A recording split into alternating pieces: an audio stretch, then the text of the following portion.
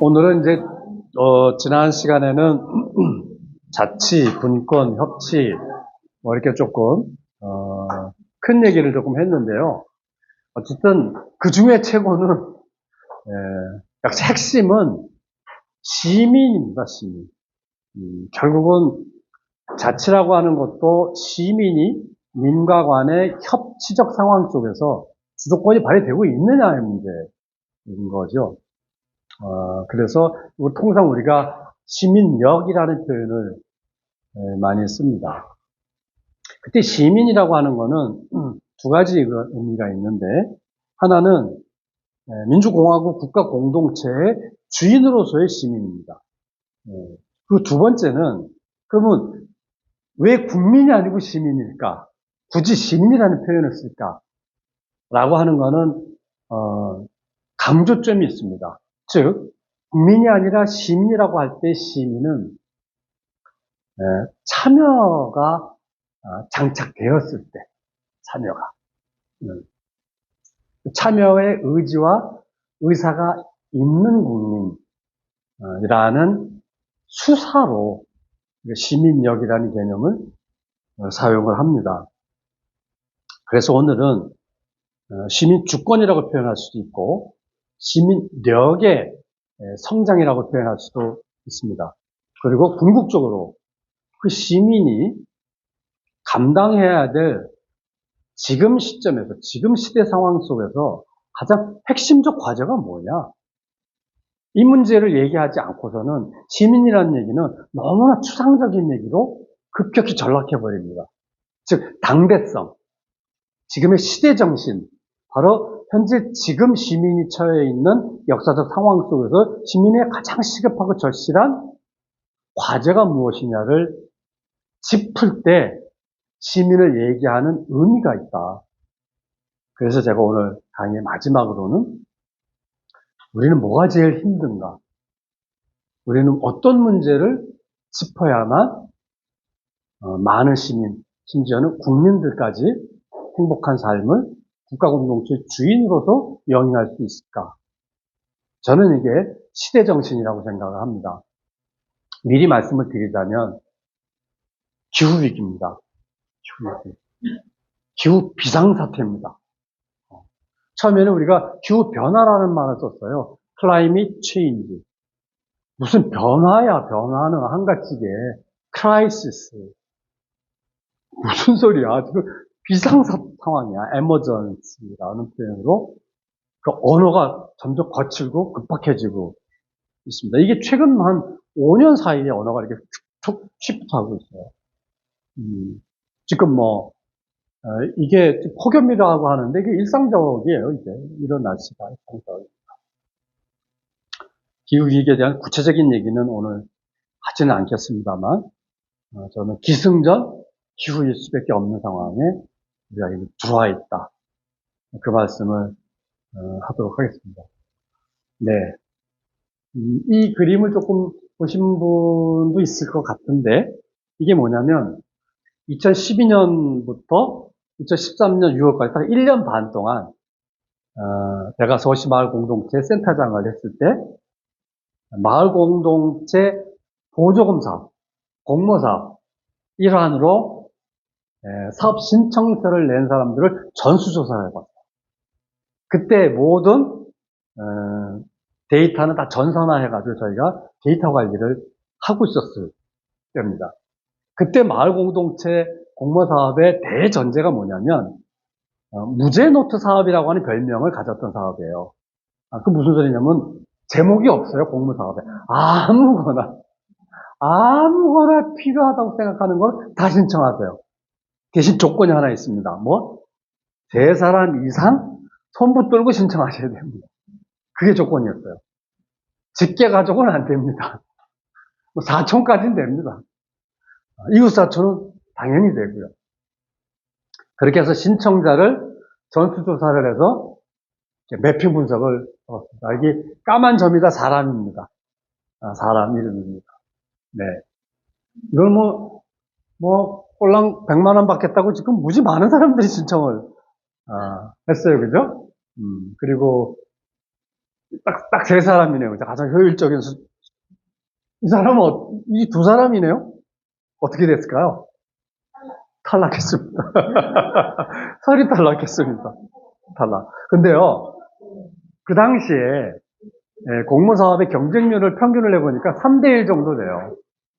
그러니까 두 사람 정도가 떨어지는 거예요. 세 사람이 하면. 그러니까 한 두세 번 정도 재수를 하면 웬만하면 다 당선되는 그런 경험이 있는데, 근데요, 재밌는 거는 재수 삼수한 팀이 훨씬 잘하는 거 아세요? 왜 그러겠어요? 네, 네. 첫 번에 당선된 사람보다 최소 3번 이상 술을 더 먹게 되어 있는 거예요. 야, 너 때문에 떨어졌다. 응? 그 다음에, 동네 쪽팔려서 어떡하냐, 한 잔 먹고. 너 때문에 떨어졌다. 야, 한번 다시 잘해보자, 야. 최소 3번 이상 술을 더 먹게 되더라. 그래서 저희가 그때 공무사업을 할 때, 패자부활전이라는 얘기를 했어요. 마을 공동체는 재수 삼수하는 팀이 훨씬 잘하니, 이들 리스트를 잘 관리해야 된다.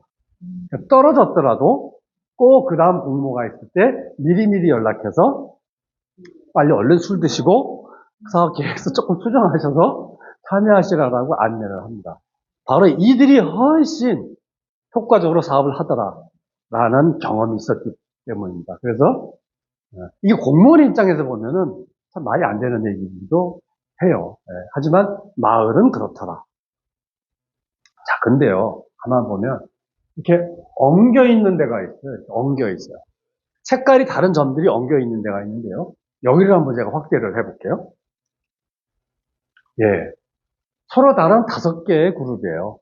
예, 점 3개 이상 찍기. 이걸 우리가 개별을 주민 모임이라고 불러요. 예. 자, 여기는 무슨 모임이냐? 초등학교 5학년 머슴 애들 엄마 아빠예요. 초등학교 5학년 머슴 애들 엄마 아빠의 가장 큰 고민이 뭘까요? 요즘에는 중2에서 초5로 이미 내려갔다 그러더라고요. 사춘기. 그럼 사춘기 답이 있습니까? 사춘기는 그냥 시간이 흘러가는 거 외에는 답이 없어요. 그냥 버티는 거 외에는 답이 없다. 엄마 아빠 입장에서는. 네. 뭐가 제일 고민이었냐면 눈만 뜨면 머리 쳐박고 게임하는 그 꼴을 너무 보기 싫은 거예요. 머슴에서. 그래서 일주일에 하루만이라도 학교 끝나고 와서 좀 길바닥에서 실컷 좀 놀렸으면 좋겠다. 그럼 집에 오면 진짜 떨어져서 그냥 잘 거 아니냐. 그럼 그 시간만큼 게임을 안 할 거 아니냐. 그래도 자면서 나와서 한 5시까지 놀아요. 농구하고 그래도 와서 한다고? 그 체력.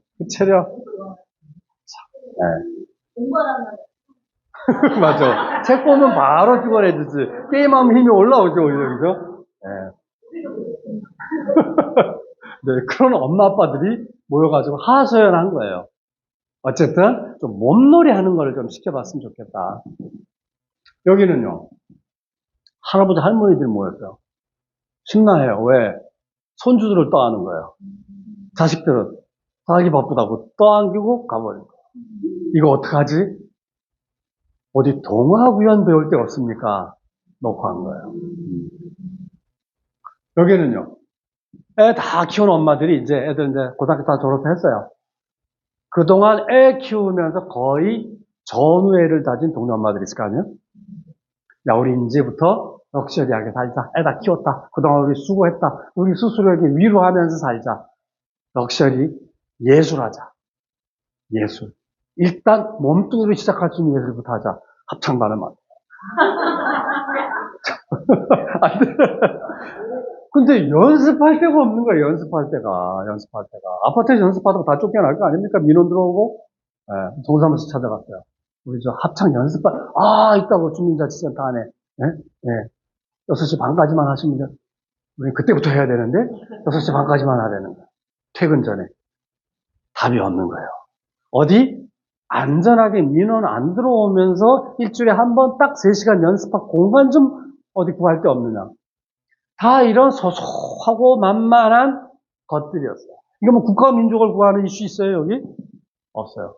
하지만 작은 문제지만 사실 조금 아쉽고 이게 해결되면 그래도 괜찮을 것들. 그래놓고 신청한 돈이 얼마다? 간이 좀 큰 부모들은 한 300도 신청하고, 에이, 한번 질러봐. 뭐, 밑자 본전이지. 간이 요만한 분들은 꼴랑 50만원씩 사업 계획서를 7장이나 쓰고 앉아가지고 10명이 모여가지고, 에? 사업 계획서 쓴다고 모여서 차 마시고 밥 먹는 돈이 훨씬 더 많아요. 에? 그 50만원 꼴랑 받고. 그렇게 작은 돈들을 신청을 한 거예요. 근데 재밌는 게요. 권진현, 소현자, 신민영. 이게 뭐야, 이 사람들? 예, 양다리, 세 다리 거쳐 사. 양다리, 세 다리. 예. 그래서 센터에서, 이거 뭐지? 처음에 각각 사업계획서 낼 때는 몰랐죠. 이게 딱 뭉쳐놓고 보니까 양다리가 발견된 거예요. 이걸 또 공무원들은 뭐라 그러는지 아세요? 이중지원이라고 또 설명해 보라고 열이 받쳐가지고 직원들하고 논의했어요. 야, 이게 여기만 이런 것 같지 않다. 전수조사 해보자, 전수조사. 전수조사를 딱 했는데요. 데이터가 올라왔어요. 이들의 공통점이 뭐다?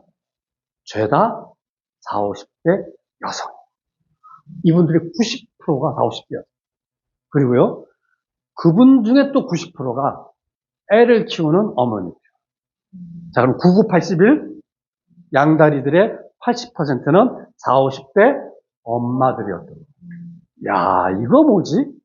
80%가 동일한 특성을 갖는다는 건요, 통계학적으로 대단히 유의미한 결과거든요. 근데 재미난 사실은 이들이 동네에서 별명이 있는데 가장 빈도가 높은 별명이 뭐였는지 아세요?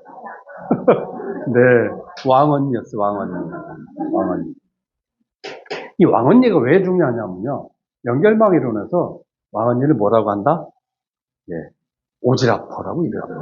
오지라퍼. 일본 말로는 마당바 있다고 그래요. 그래서 이 오지라퍼가 가만히 있어봐. 껴가지고 조그만한 주민 모임을 훨씬 커다란 마을 모임으로 부풀리고 있네? 이걸 발견을 한 거예요. 야, 이거 재밌다.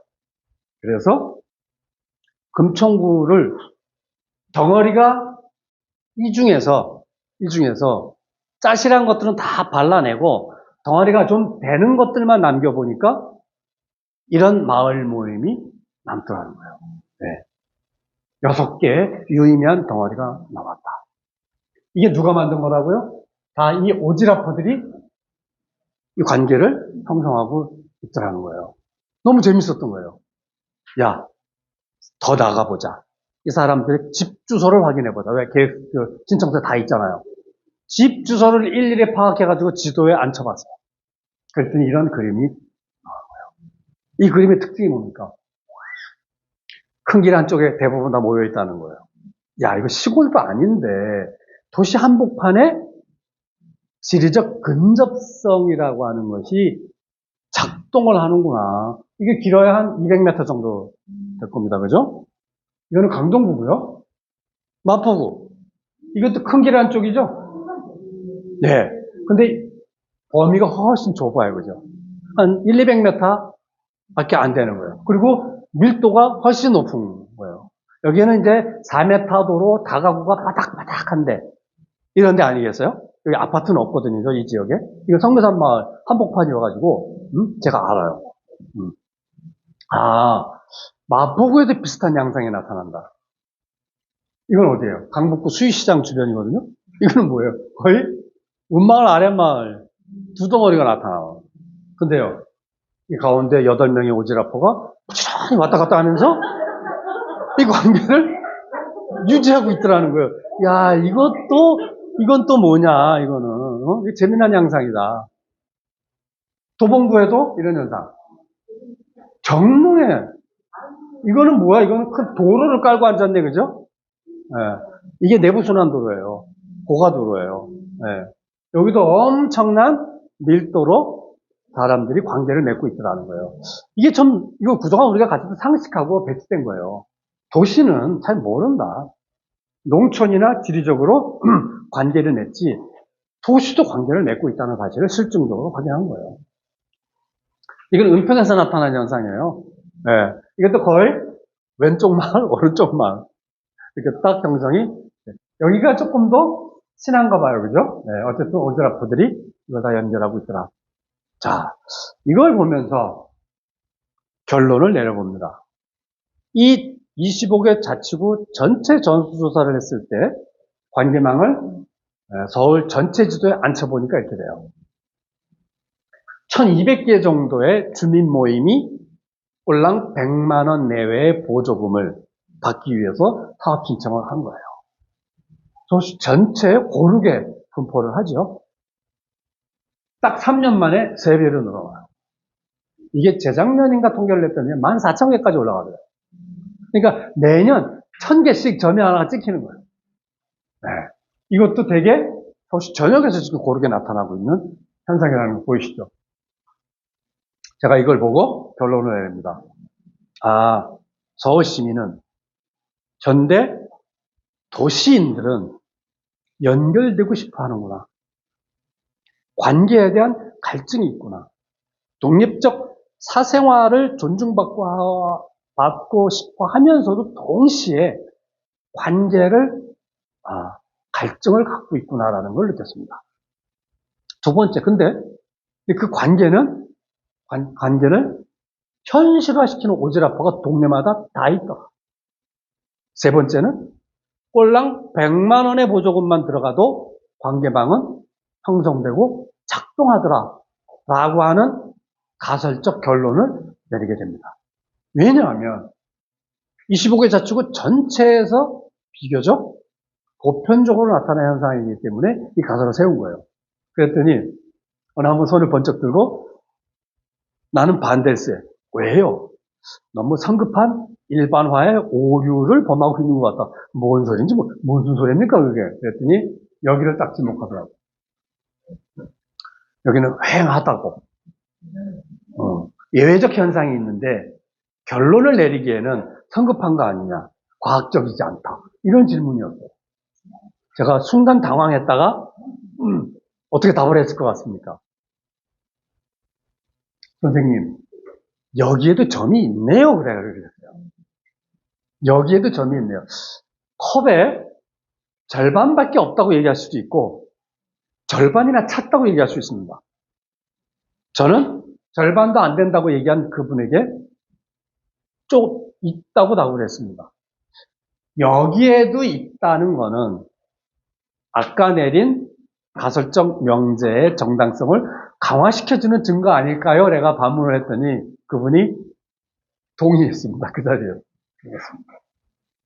네, 이럴 정도로 한 1년 반 정도의 100만 원 내외의 마을공동체 보조금 사업으로 어쩌면은 도시에서, 그것도 서울 한복판에서 동네마다 1, 200m 안쪽의 근린 범위 안에서 관계망이 형성될지도 모르겠다라고 하는 정책적 타당성에 대한 매우 강력한 증거를 얻게 됩니다. 이게 왜 중요했냐면요. 제가 솔직히 말씀드리면 처음에 마을 공동체 정책을 한다 그랬을 때 다 반대했어요. 네. 제일 처음에 반대한 사람들은 어떤 이유로 반대했는지 아세요? 참 낭만적이다. 21세기에 시문에 상록수 쓰냐 지금? 무슨 정책을 그리 낭만적으로 한단 말이냐? 무슨 마을 공동체니? 예? 예. 그래서 조금 더 긍정적으로 보는 그룹에서는 그럴 수 있지. 그래도 사람들이 얼굴 맞대고 보는 건 좋은 거 아니야?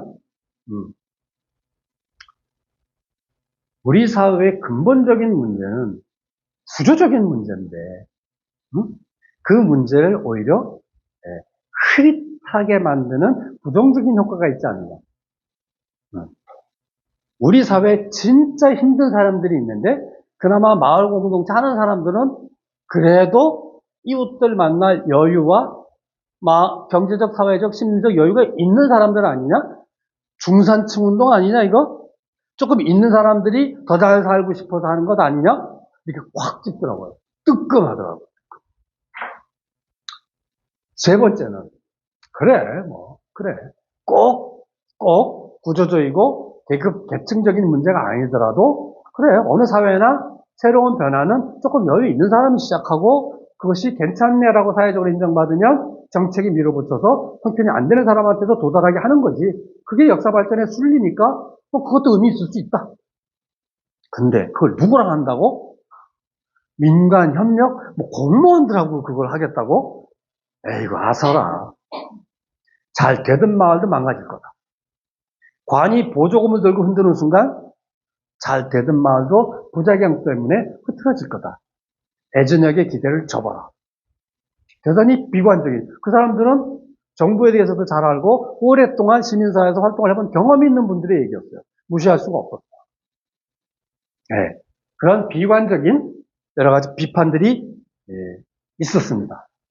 하지만은 그런 비판적인 견해를 뚫고 이런 긍정적인 결론이 나오게 됐던 거죠. 자, 근데요, 내가 긍정적으로 설명할 때 이 관계망에 대해 조금 더 우리는 깊이 있게 그 얘기를 하려다 말았구나. 네. 그런 부정적인 견해가 많았었는데 진짜로 이 정책에 대해서 반대를 한 분이 있었어요. 마센타의 입장에서는 진짜로 무시할 수 없는 분들이었어요.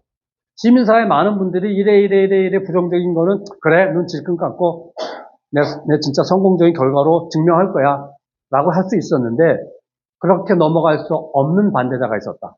그게 누굴까요? 서울시 의원들이요. 거기서 반대하면요 예산이 승인이 안 돼요. 예산이. 그분들이 반대를 하더라고요. 뭔 소리야? 우리가 동네 대표인데 우리가 동네에서 선거를 통해서 선출된 주민 대표들인데 주민들을 굳이 또 왜 행정낭비 아닌가? 중첩 아닌가?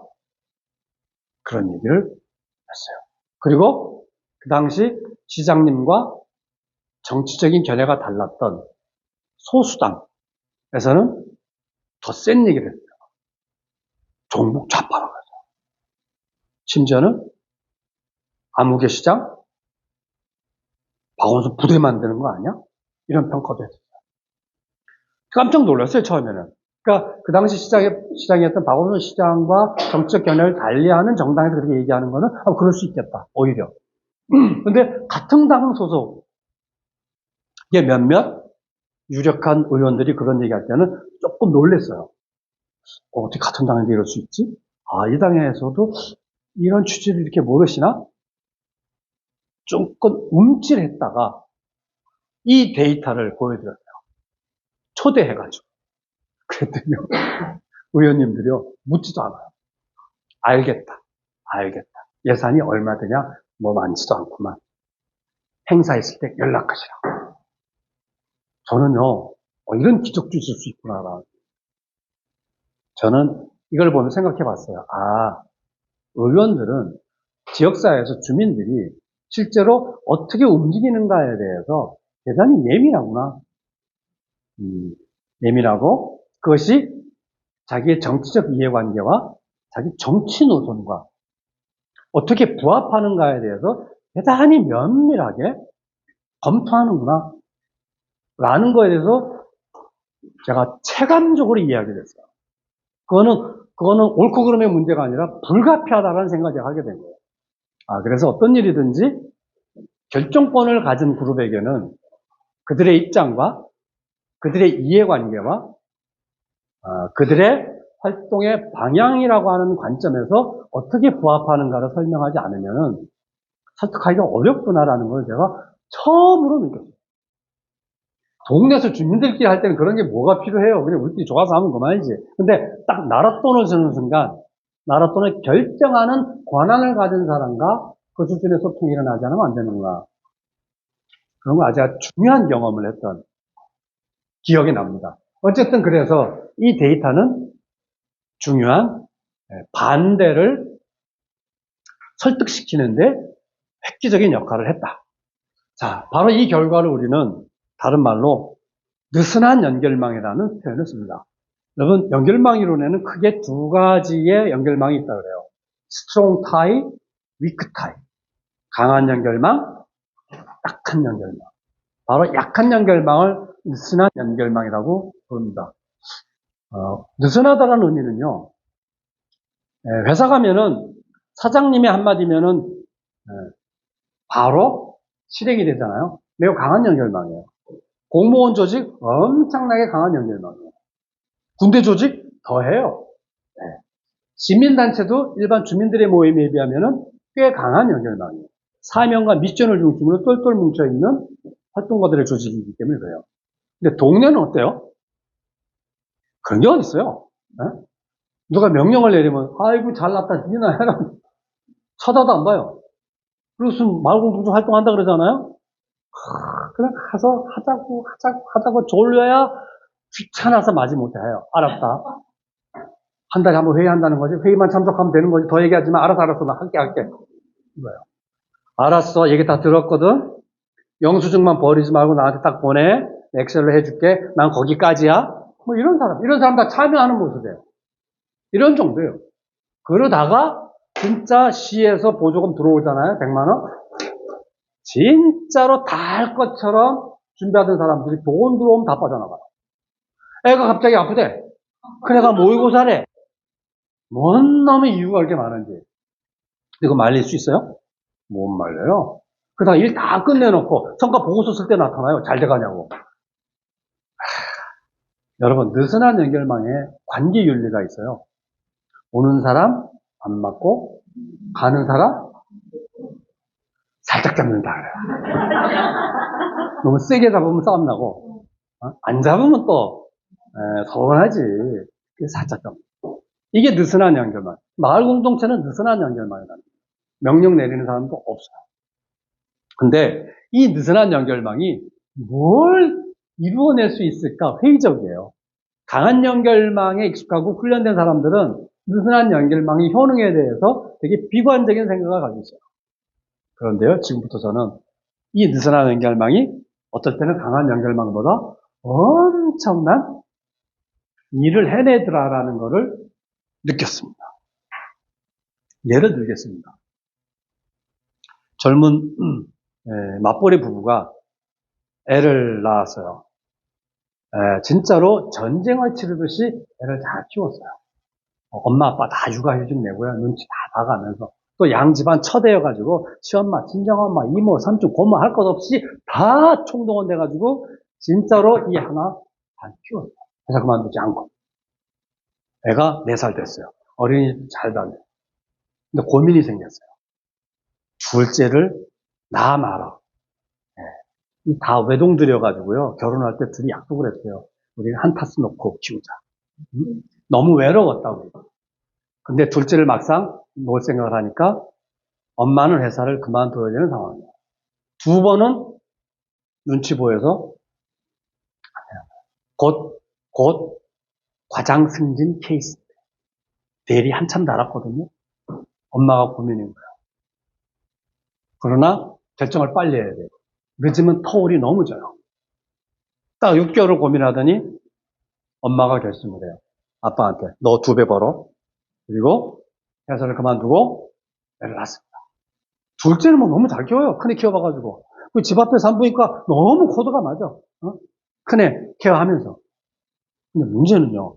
큰 놈이 속았어요. 이게 잘 가던 어린이집을 안 가. 그리고 엄마가 안 보면 가끔 동생 해코지 돼. 이게 애착점을 보이기 시작하는 거예요. 애 둘이 들러붙으니까 엄마가 감당이 안 돼요. 이때 누가 생각나요? 시부모가 생각이 나세요. 아이고, 화목한 집안이시네. 어머나. 아이고, 예, 다복하십니다. 예외죠, 항상. 열외. 친정엄마가 떠오르는데, 참아. 왜? 친정아빠 돌아가신 지 3년 됐거든요. 거의 3년을 우울증에 빠져 살았어요. 그러더니, 딱 3년, 탈상이 그래서 탈상인가 몰라요. 3년 지나고 나니까 엄마 갑자기 파르르 살아나요. 아들이 맨날 여고 동창 만난다, 중학교 동창 만난다, 심지어는 유치원 별의별 동창회를 다 엄마가 3년 만에 그나마 살만해졌는데 걷다 대고 전화를 못하네. 차막. 우리 집 아들 같으면 했는지도 몰라. 딸이라 전화를 못 하는 거야. 근데 큰애, 작은애 함께 감기가 걸려요. 남편은 진짜 남의 편이에요. 장기 출장 간대요. 빨리 가방 싸래요. 애 둘 다 감기 걸렸는데. 전화를 걸었죠. 친정엄마. 근데 친정엄마 귀신같이 알아요. 말도 안 꺼냈는데 그렇게 아프대 그날따라.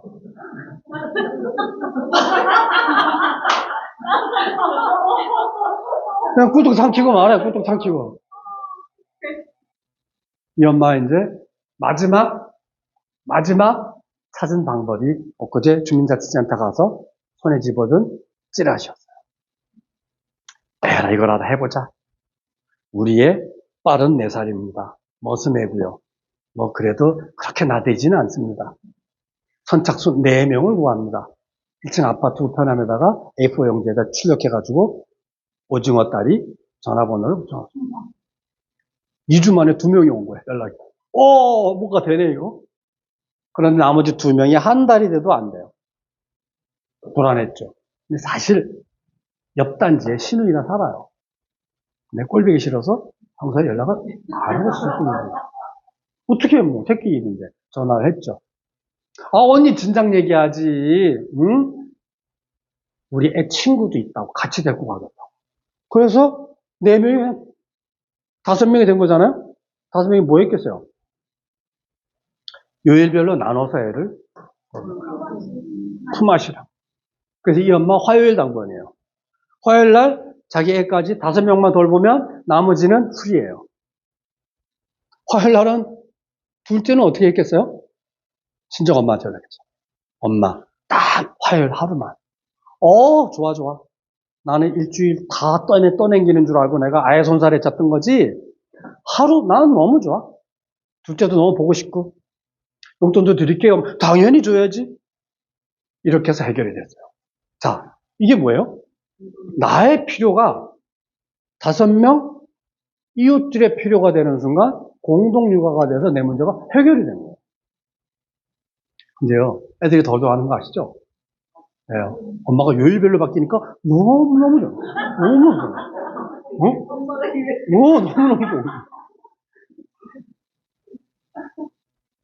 근데요, 이렇게 모이면 좋은 일만 있지 않아요. 그죠?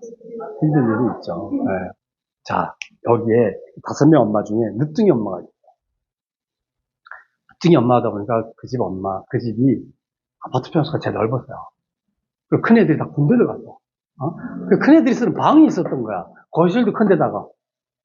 맨날 애들을 그 집에서 돌본 거야. 아파트 평수가 크다는 이거 하나만. 그럼 생각해보세요. 애 5을 매일 습격당하는 거예요, 그 집. 근데 그 엄마, 자기 애도 있으니까 그냥 참은 거야. 그 형편을 아니까. 우리 집이 아파트 편니까 딴 데 가서 딱 보니 뭐 6개월 만에 터진 거야. 더 이상 못 견디겠다.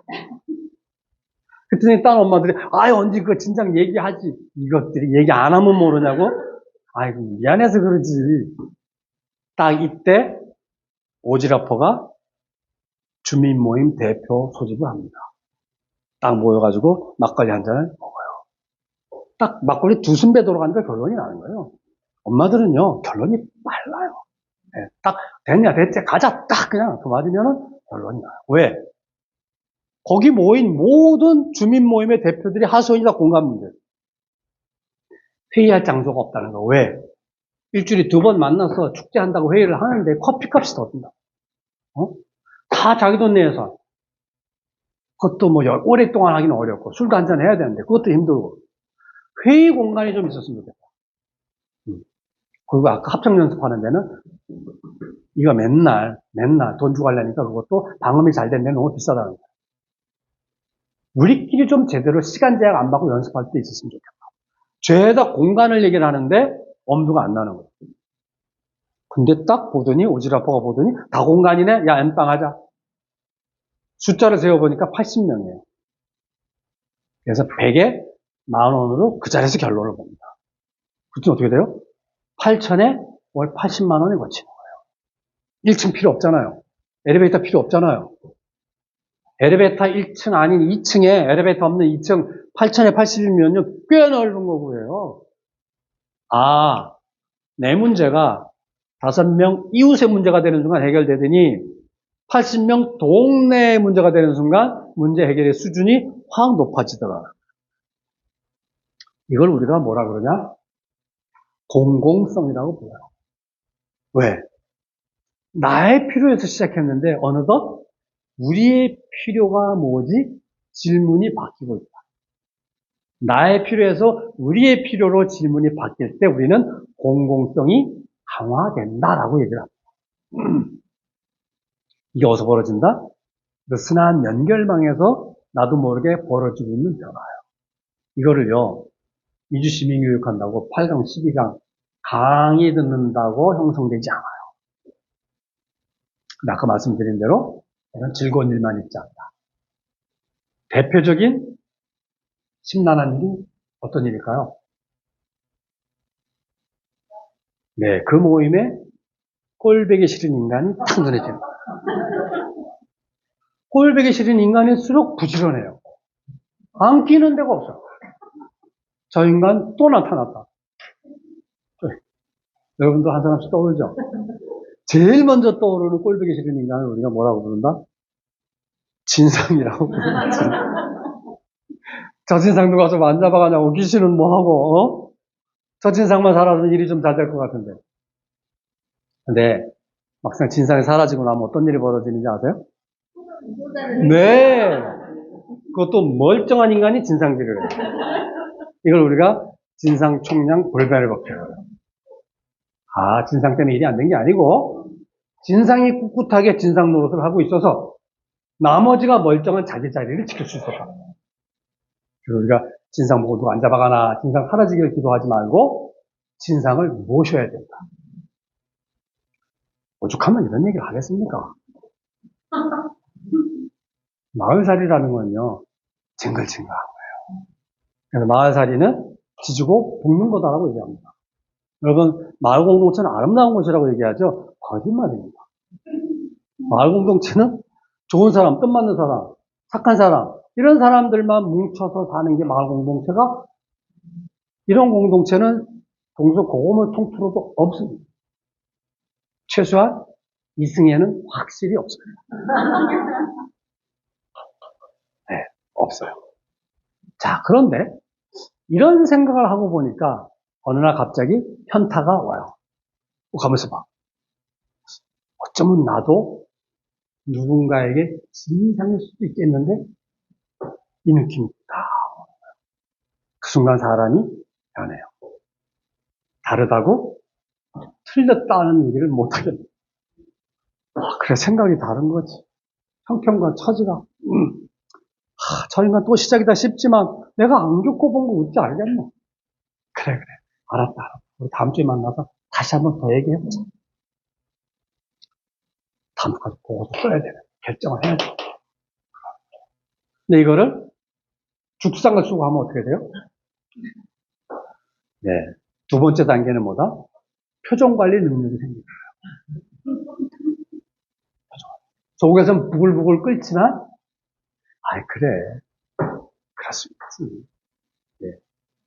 나와 다름에 대한 인정의 마음이 생기고, 그거를 몸으로 티내지 않고, 표정 관리할 수 있는 근육까지 생기면, 이걸 우리는 관용이라고 해요. 더 나아가면 배려라고 얘기해요.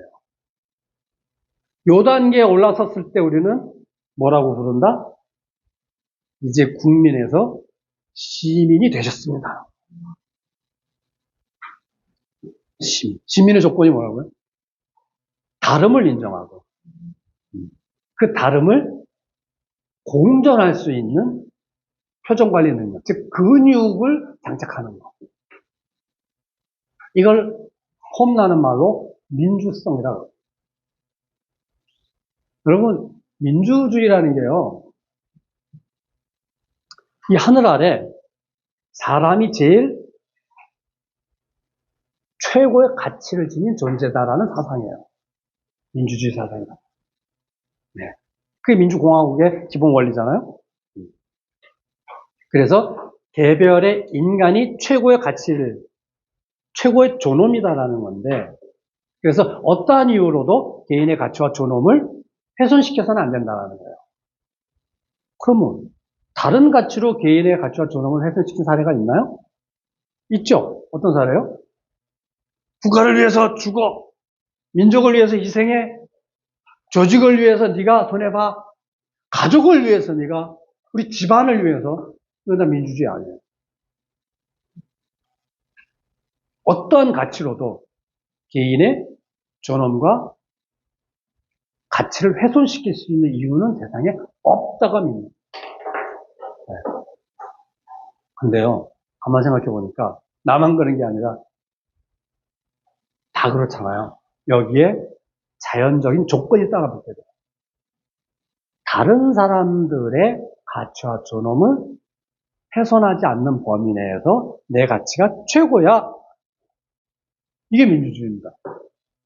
그래서 생각이 다르다고, 형편과 처지가 다르다고, 틀렸다고 얘기하지 않는 거. 이게 민주주의의 기본이에요. 그래서 존중, 관용, 배려는 바로 우리가 민주성이라고 의미화합니다. 공공성과 민주성을 합하면 뭐죠? 민주공화국의 기본 정신이 됩니다. 민주공화국의 원리로 돌아가는 국가공동체의 윤리의 기준이 민주성과 공공성. 이게 민주공화국. 아, 느슨한 연결망에서, 동네에서, 이웃들이 서로 지지고 볶으면서 진상이네, 어떻네 하면서 바로 민주공화국의 기본 윤리가, 그 기본 정신이 차곡차곡 형성, 강화되고 있는 것이로구나. 그래, 마을 공동체가 민주주의 학교다. 이런 민주주의를 풀뿌리 민주주의라고 특별히 부르게 되는 겁니다. 자, 우리가 그동안 10여 년 동안 100만 원 내외의 아주 소액 공모 사업을 통해서 오지라퍼가 커다랗게 뭉쳐놓은 마을 모임에서, 그 느슨한 연결망의 속성을 갖는 마을 모임에서 뭐가 벌어지고 있다? 민주공화국의 원리가 쌓여가고 있었다라는 것을 증명한 겁니다. 아, 정부가 나서서 정책을 해도 가능할 수 있겠는데라는 신앙을 가졌던 겁니다. 바로 이 대목에서 공무원에 앞서서 정치인들이 파악한 거예요. 도시의원들이 처음에 딱 견제하다가 바로 돌아서 버리잖아요. 왜냐하면 정치인들은요, 핵심이 뭔지 가장 빨리 정확하게 파악하는 쪽으로 밥만 먹고 그 생각을 하는 사람들이에요. 근데 그런 쪽으로 촉이 예민해져 있는 사람들이에요. 그런 사람들이 빨리 수긍을 하더라고요. 그 다음에 이제 공무원들이 움직여요. 왜? 정치인들이 공무원들을 압박하잖아요. 예산 승인하시지? 예산 좀 늘려야 되는 거 아니야? 이거 가지고 뭐 되겠어? 그 공무원들은 수용합니다. 그다음에 공무원들도 이 정책 효과가 가능한 거로구나라는 물증을 보면 공무원들은 움직입니다. 공무원들은 절대 성공 사례가 없으면 안 움직입니다. 움직이는 척만 하죠. 서류로는 일 다 하는데 실제로는 안 움직입니다. 그래서 매우 중요한 협치의 자료가 되었다. 네, 결론은 시민의 탄생이었다는 겁니다. 자, 그럼 다시 한번 정리해보죠. 결국 시민력이고 자치력이고 협치 주도권이라고 얘기했는데, 그것의 핵심에 깨어있는 시민, 즉 자기 이해관계에서 출발은 하지만 우리의 이해관계로 해석해내는 사람, 나의 필요를 우리의 필요로 해석, 전환해내는 사람, 이게 바로 공공성의 능력이라고 그랬잖아요. 네. 그리고 달라도, 해석이 다르고 조건 처지가 달라도 존중하면서 그래도 다수의, 그래도 시급하고 절실한 우선순위를 민주적으로 공론을 통해서 합의해낼 수 있는 능력, 이른바 시민성이 이렇게 형성되는구나 라는 이야기를 제가 하고 있는 겁니다. 자, 근데요, 여기에 또 하나의 고비가 옵니다.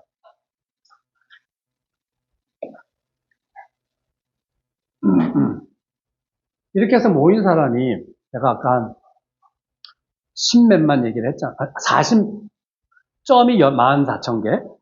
사람 숫자로 따지면 한 40만 정도가 대략 통계가 나왔다 그래요. 시민단체 활동가가 아니고요. 그냥 우리 조금 속된 말로 생주민, 일반 평범한 주민들이 상학객도 써가지고 맨날 술 마시고 차 마시고 회의하면서 동네 공공적인 자기 필요를 해결하려고 나섰던 일반 주민의 숫자가 40만이에요. 엄청난 숫자죠.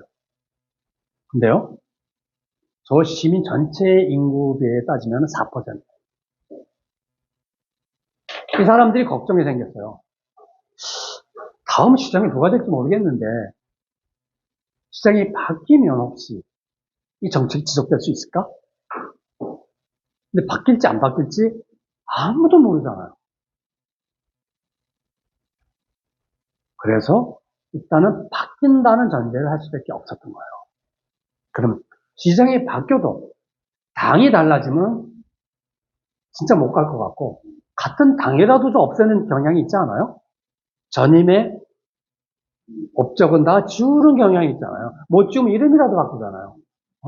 이름 바꾸는 걸 양이 안 차니까 사람을 바꿔버리잖아요. 예산을 줄이든가. 이건 같은 당이라도 그래요. 이건 정치인의 세계예요. 걱정이 든 거예요, 걱정이. 그러면 누가 되든 이게 안 바뀌려면 어떤 조건이 필요할까? 따져봤더니 선거 때 5%가 뭉쳐있으면 되는 거예요. 왜 그래요? 이쪽을 찍을까? 이쪽을 찍을까? 이쪽 입장에서 보면 이 5%가 10%예요. 여러분, 모든 선거는 10%에서 결정납니다. 그러니까 5%만, 5%가 시민 참여 정책을 위해서 투표할 수 있으려면 시민 참여 정책에 대해서 10%는 지지해야 돼요. 왜냐하면 지지한다고 투표하지 않거든요. 넉넉 잡고 10%는 돼야. 그럼 10%가 지지하려면 최소한 15%에서 20%는 참여해봐야 돼요. 경험해봐야 돼요. 그래야 그 중에 3분의 2나 2분의 1이 지지하고 그 중에 절반이 투표행위를 하는 거예요.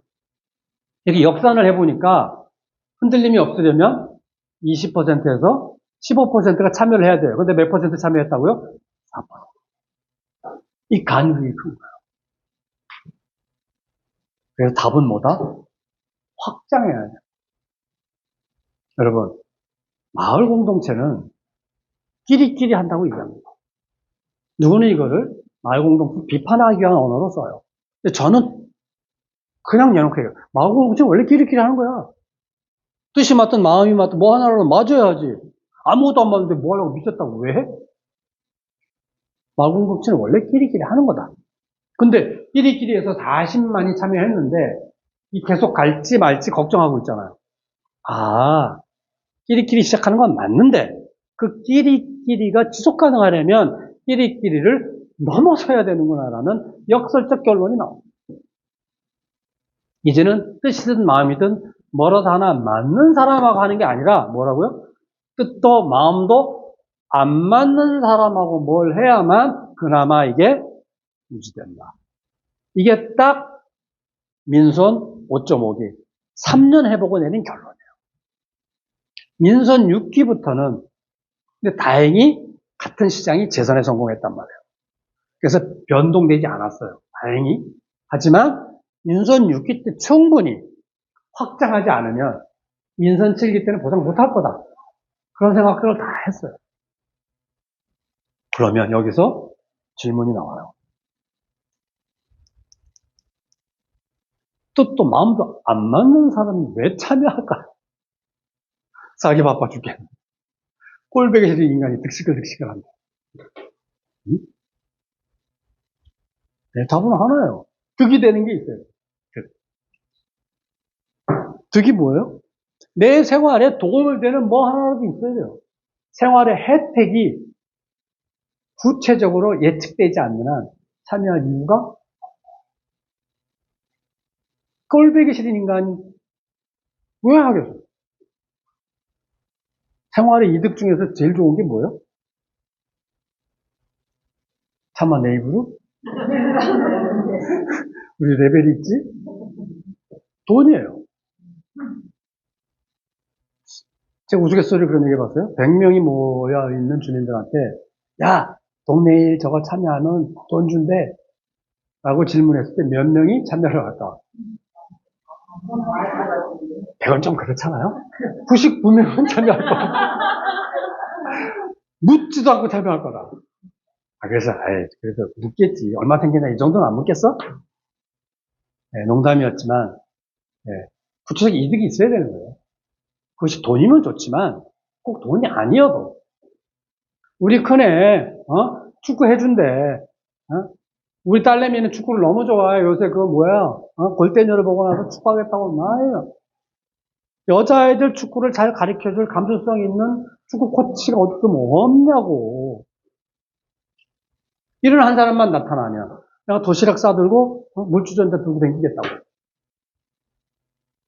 우리 친정엄마 치매 판정 초기 받았는데 내가 회사 때려줄 수도 없고 요양원에 보낼 수도 없고 지척에 사는데 삶을 얼마나 사시겠다고. 우리 동네에서 우리 엄마 친구도 함께 모아서 요양 네트워크가 간다면 나 회사 때려칠 용이 있어. 내 받는 월급 60%만 줘. 그럼 나 때려칠 수 있어. 뭔가 구체적인 생활의 이득이 요만큼이라도 보이면 꼴보기 싫은 인간이 있더라도 에이 안 보면 그만이지 뭐. 참여한다는 거예요. 그걸 우리는 뭐라고 부른다? 문제 해결력이라고 불러요.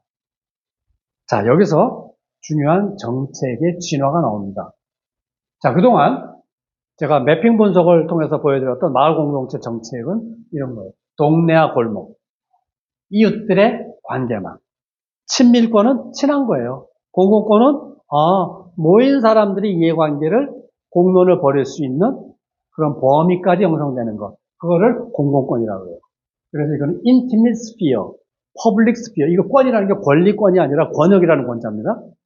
그러한 관계망이 생긴다는 거예요. 그래서 한마디로 공공성과 협력의 문화를 목표로 합니다. 이 정책은. 그리고 결과물은 관계망이고요. 근데 관계망이 형성됐다고 문제가 해결되지는 않아요. 문제가 해결될 수 있는 필요 조건은 돼요. 자기들끼리 해결은 되는데 뜻이든 마음이든 맞는 사람들끼리는 되는데 뜻도 마음도 안 맞는 사람한테는 혜택이 안 온다는 거예요. 뜻도 안 맞는 사람한테 혜택이 가려면 조금 더 문제 해결 수준이 높아져요. 그래서 나온 정책이 사회적 경제, 도시재생, 마을복지, 마을학교 등등등등등이 나옵니다. 그래서 이 정책의 목표는 뭐예요? 문제 해결력을 목표로 해요. 마을 공동체는 공공성과 협력의 문화, 관계망이 형성되면 성공하지만 이 정책은 그렇게 모여있는 사람은 물론이고 모이지 못한 사람조차도 저거 나도 끼면 손가락 하나 얹을 수 있겠는걸? 이 기대를 구체적으로 만들어낼 수 있느냐가 이 정책의 목표라는 거예요. 그래서 여기서 이리로 진화해야 합니다. 정책. 그동안 우리 10년 동안은 여기서 이리로 진화하는 역사를 겪었습니다. 네, 특히 민선 6기의 이 정책이 많이 강화되었다는 걸 아시겠죠. 물론 현실에서는 이 두 가지가 같이 갑니다. 네, 같이 갑니다. 그러면서 계속 주고받죠. 여기는 토대가 되고 여기는 예리한 문제 해결력이 되고 문제 해결력이 토대가 없으면 문제 해결력이 안 생겨요. 또 문제 해결력이 생기면 토대가 강화돼요. 이렇게 서로가 서로를 자극하면서 공진화하는 관계까지 들어서는 게 민선 6기의 과제였던 거예요. 그런데 여기서의 문제가 또 드러나요. 어떤 문제가 드러나냐면 따로따로 노는 거예요. 이른바 칸막이 현상이 나요. 여기까지는 그런 게 없었어요. 으쌰으쌰 동네가 함께 모였어요. 딱 분화되는 순간 왜? 각각의 전문성을 필요로 하거든요. 그러니까 칸막이가 쳐지는 거예요. 행정이야 원래 칸막이잖아요. 행정은 몇백 년 동안 군업적 효율성을 위해서 치달아온 조직의 역사가 있어요. 그래서 관료 시스템은 철저하게 군업적 효율성을 취하는 칸막이가 본질인 조직이에요. 그래서 제가 서울시 협치 자문관을 하면서 칸막이를 좀 없애보려고 진짜 뛰었는데요. 제가 2년 조금 넘게 협치 자문관을 하고 내린 결론이 뭔지 아세요? 관료 조직 안에서 협치는 칸막이는 못 없애는 거로구나라는 결론을 얻은 게 제 성과예요. 그럼 본질이 그렇기 때문이에요. 본질이 그렇기 때문에 칸막이를 허무는 신용을 해도요. 요요처럼 다시 칸막이가 생겨요. 과로 통합하잖아요. 그 안에 다시 분화가 일어나요. 방법이 없어요. 그걸 깨달았어요. 그러면 칸막이 상태로는 왜 문제냐면요. 문제 해결력이 현격히 떨어진다는 데 있어요. 왜요? 현대 모든 공공과제는요. 원인이 한두 개가 아니에요. 원인이 너무 많은 복잡계예요. 복잡계의 특성이 뭔지 아세요? 원인이 뭔지 모르겠다가 복잡계의 특성이에요. 그래서 다양한 솔루션과 다양한 자원이 융합되고 협력해야만 어떤 인풋이 성공적인 작용을 일으켰는지도 모호하게 문제가 해결이 되더라는 거예요. 이게 복잡계도 현상의 특성이에요. 그래서 융합하지 않으면 후져진다. 그러니까 공공도 융합을 발휘하지 않으면 문제 해결력이 떨어져요. 근데 지금 행정조직의 본질은 칸막이란 거예요. 그 칸막이 조직에서 따로따로 자원을 내리잖아요. 그러니까 민간도 행정을 닮아가는 거예요. 민간의 칸막이가 강화되기 시작해요. 아니, 문제 해결력을 목표로 심화시킨 정책이 칸막이에 걸려서 문제 해결력에 문턱에서 주저앉고 있는 거예요. 여기서 많은 정책적 회의가 일어납니다. 행정도 하면서 왜 자꾸 때려 부어봐야 성과가 안 나오는데 시장 바뀌면 뭐라고 변명하지? 우리 문책당할 것 같은데? 이미 의회에서 문책당하고 있잖아, 우리? 공무원들이 위축돼요. 일단. 민간은요. 바쁘긴 더 바빠. 엄청 바빠. 거의 갈아 넣듯 일을 하네. 그거가 잘 안 나와. 조바심이나. 이럴 때 행정은 슬금슬금 발을 빼기 시작해요. 리스크 관리에 들어갑니다. 민간은 힘이 빠지기 시작하고.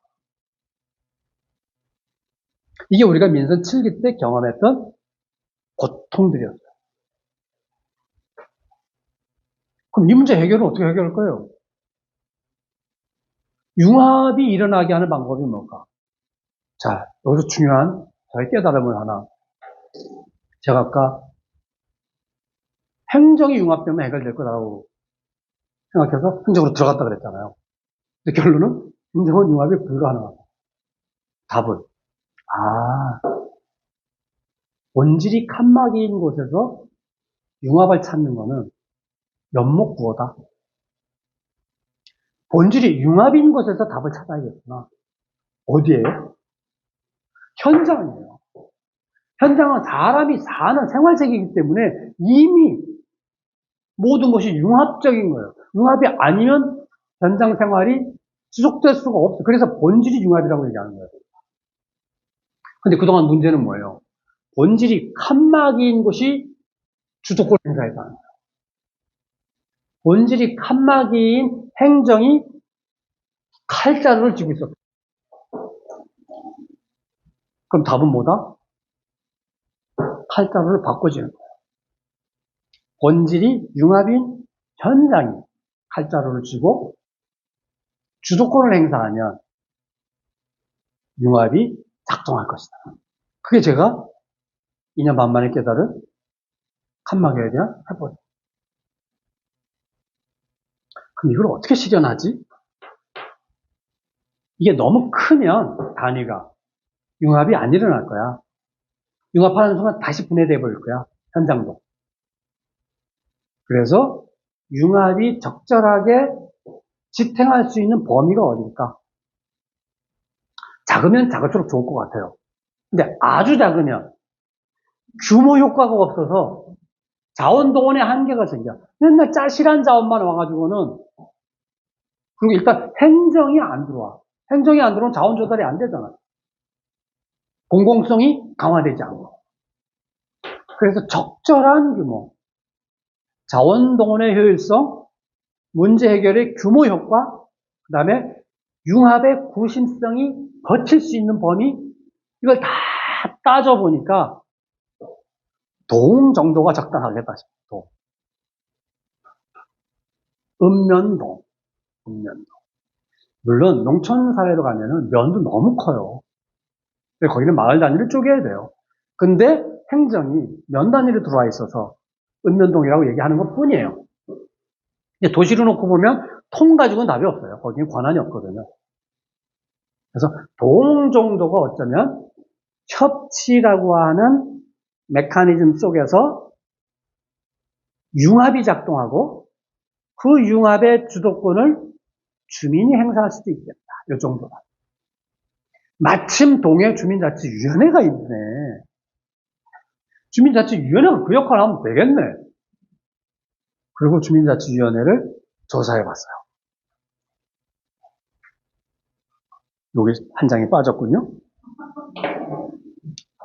조사해봤는데 동네 사람들은 주민자치회가 있는지도 잘 몰라요.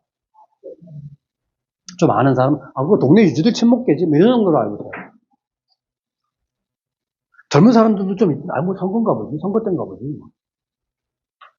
그래서 공무원들한테 물어봤어요. 동사무소 직원들한테. 주민자치위원회에 대해서 어떻게 생각하세요? 아이고, 이 동네 뭐 유지들이시고 자부심, 그분들 빼앗으면 안 꼽는 호떡이. 그분들이 뭐 결정하시면 조금 곤란해요. 결정 안 하셨으면 좋겠어요. 왜? 그분들이 결정 다 우리가 해야 돼요. 다 우리 일이에요. 그냥 회의만 하시고 전적 드시고 헤어지셨으면 딱 좋겠어요. 이건 뭐지? 주민자치 위원들한테 물어봤어요. 제가 이거 설문조사를 한 겁니다. 물어봤어요. 아이고, 우리가 물어봤더니요. 2박 3일을 얘기해도 모질할 정도의 자기 무문이 있는 거예요. 나 없으면 이 동네 벌써 거덜났어요. 이게 다 하나씩 있는 거예요.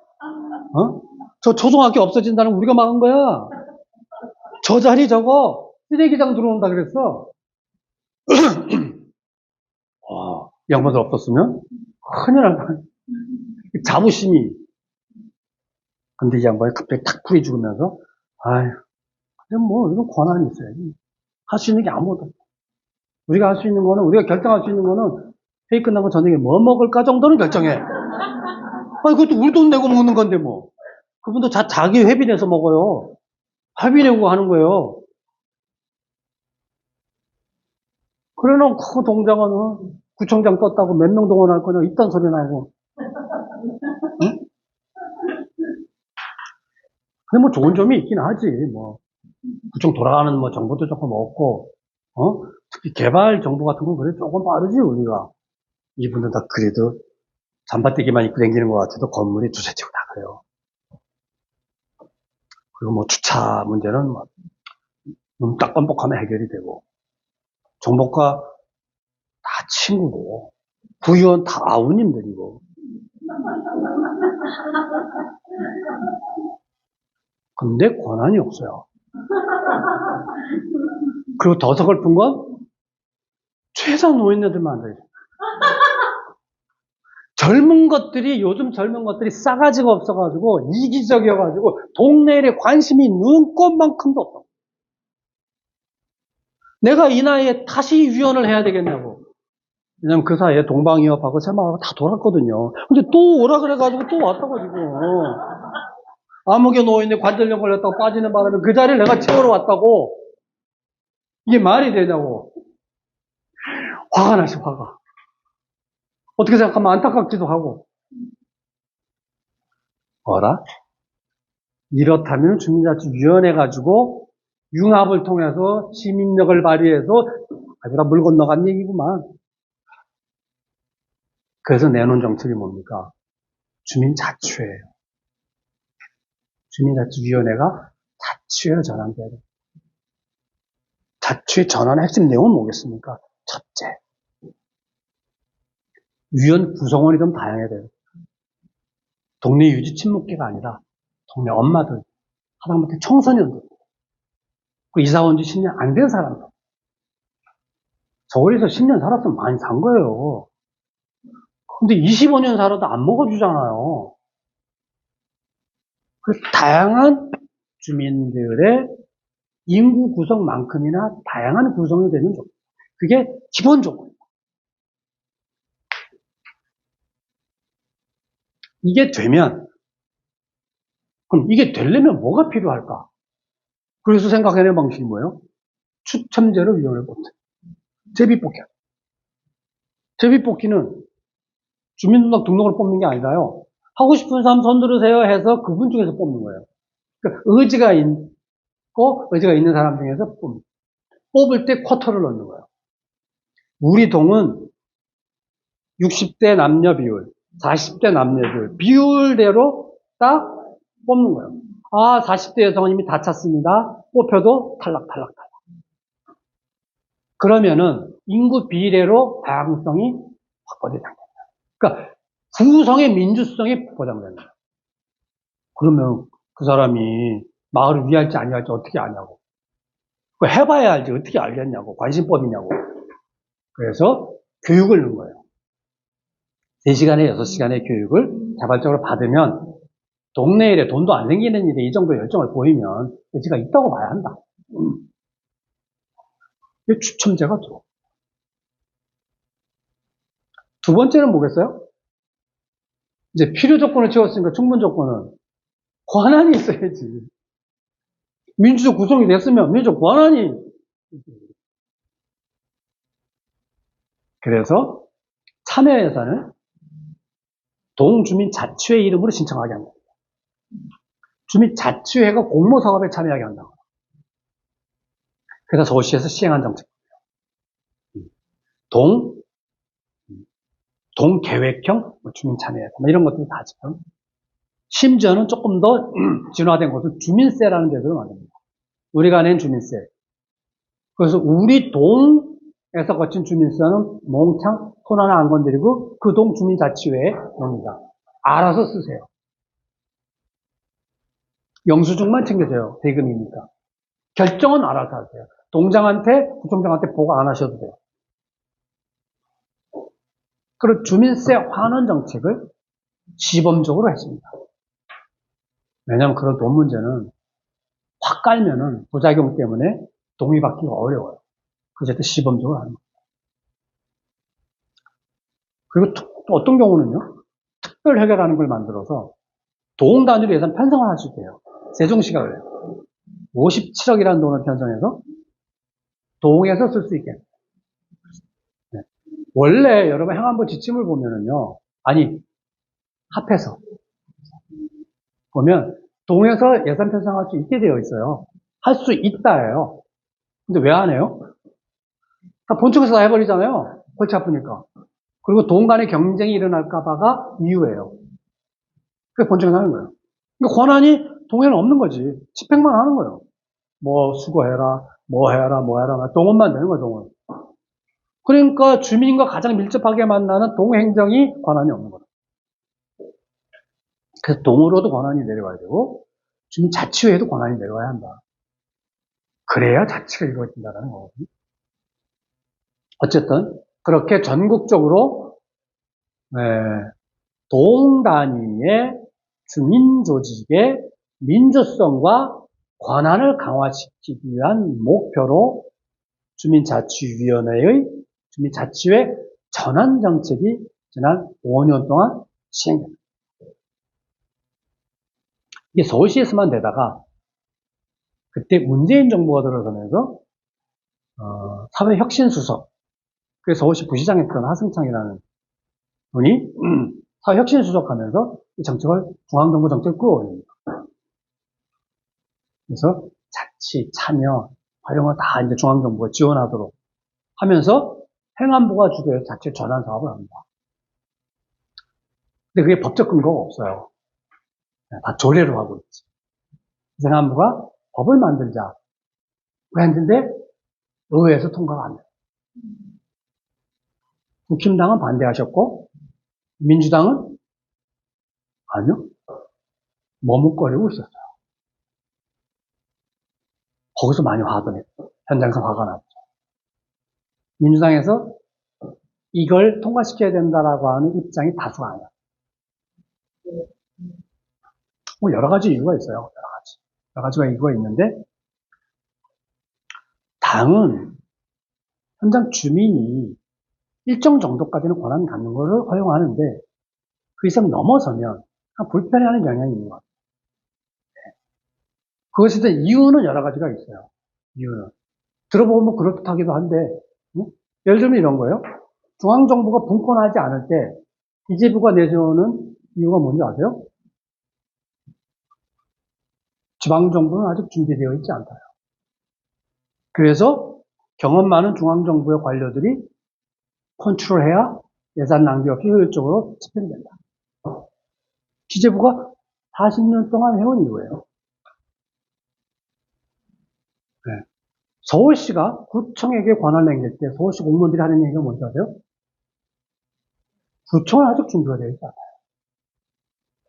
구청 공무원이 주민들한테 권한 달라고 하는 얘기가 뭔지 아세요? 아직 준비되어 있지 않다. 아버지가 자식이 권한 달라고 그럴 때 하는 얘기가 뭔지 아세요? 너는 아직 준비 안 돼 있다.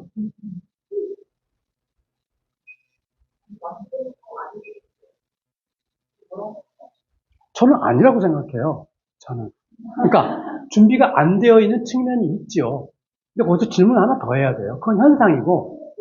그러니까 그러면은 준비가 되려면 뭘 해야 되는데라고 질문을 해야 되는데 준비가 안 돼 있다라고만 얘기하는 거는 문제를 정확히 제기하는 게 아니에요. 그건 안 하겠다라는 것에 대한 면피다고 생각하는 거예요.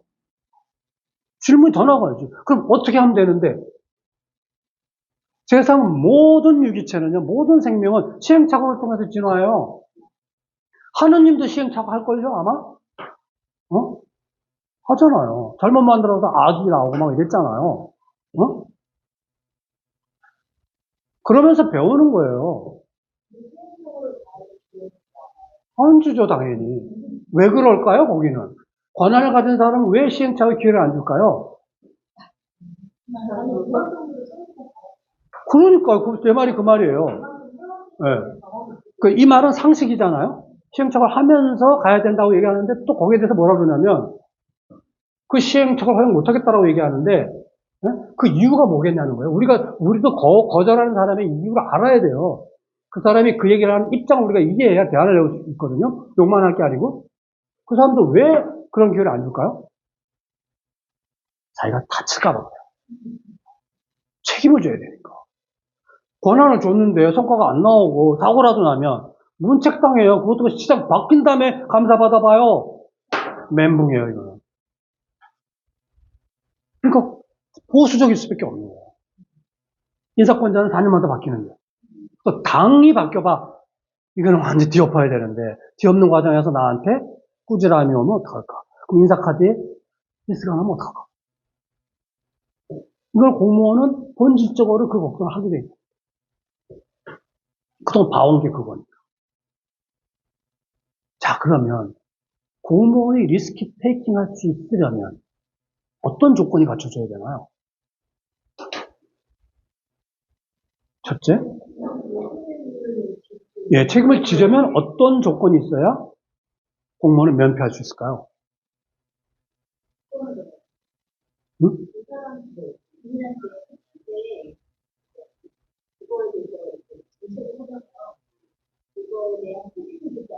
책임을 지지 않게 하려면 공무원들은 안심해도 되겠다라고 느낄 수 있는 조건이 뭐냐는 거예요.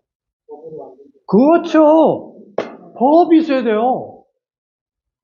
일반 법이든 지방정보법인 조례든 법조례가 있어야 돼요.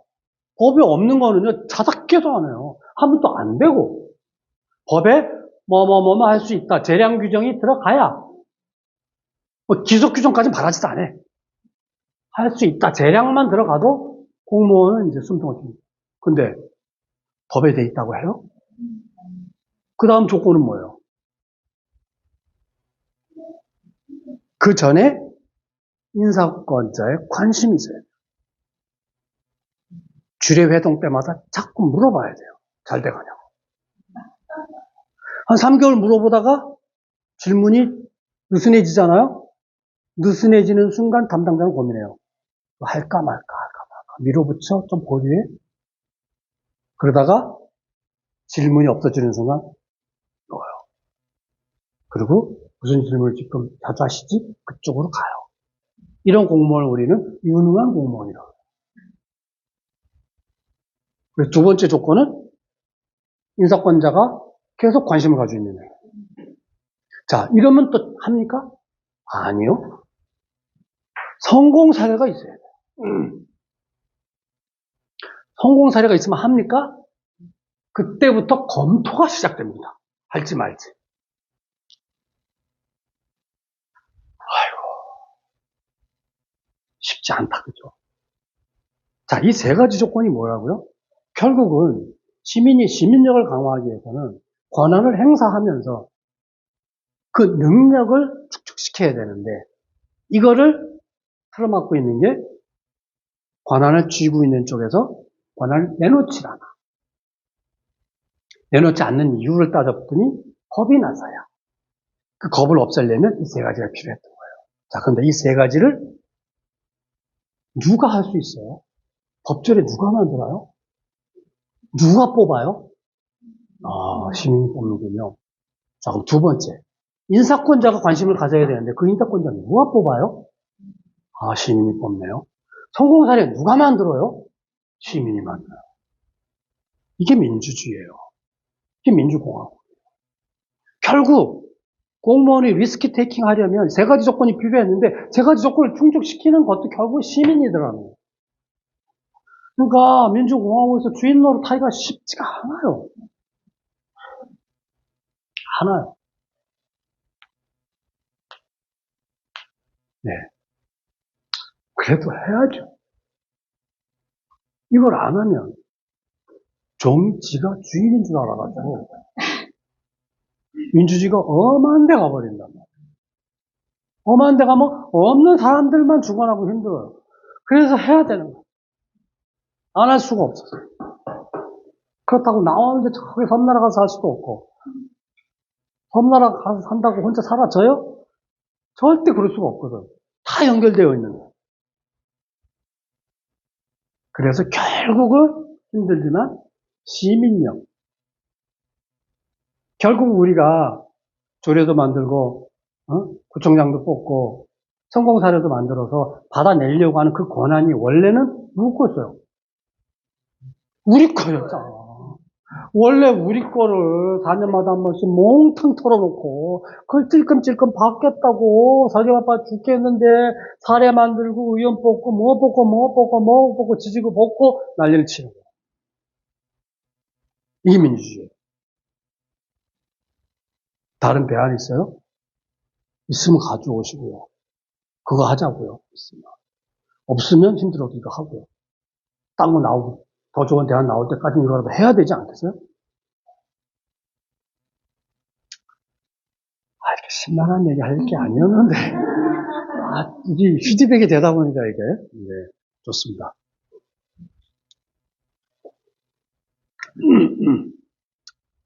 자, 이제 마지막 주제로 뭐 너무 잘 아시는 얘기여서 그 얘기를 조금 해볼게요. 어쨌든 기후위기의 원인이 이산화탄소 CO2가 대기 중에 너무 꽉 차가지고 열이 대기 바깥으로 안 나가고 복사열을 지금 막 한증막처럼 막 더워지고 있는 거예요. 바깥에 배출이 안 되니까.